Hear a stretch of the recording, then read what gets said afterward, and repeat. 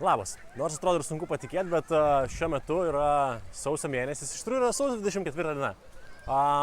Čia, kur dabar aš esu, yra ganėtinai šilta, 25, gal 8 laipsnių šilumos. Hebra maudosi ir tūsinasi labai smagiai, bet ne apie tai šiandien.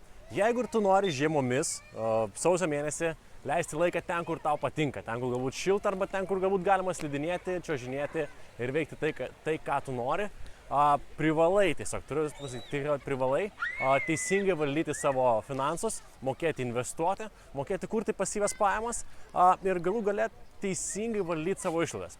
Jeigu nori viso to išmokti, kviečiu vasario 9 dieną į seminarą skirtą išskirtinai jaunimui nuo 16 iki 19-20 metų, kur kalbėsiu apie finansų valdymą, apie pasyvių pajamų generavimo būdus ir kaip visą tai padaryti, pritaikyti Lietuvoje, kad kai sulauksi 24-25 galėtum laisvai keliauti po pasaulį, daryti tai, kas tau labiausiai patinka ir mėgautis gerom pajamom ir galų gale mėgautis gerai ir smagiai praleistų laiku.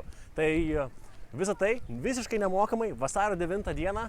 Vieta bus patikslinta, visas, ką reikia tau padaryti, tiesiog paimti ir užsiregistruoti į registracijos formą, kur yra arba aukščiau, arba žemiau po šito video. Tai kad taip, kad atrodo tiek, pasimatysim vasario 9.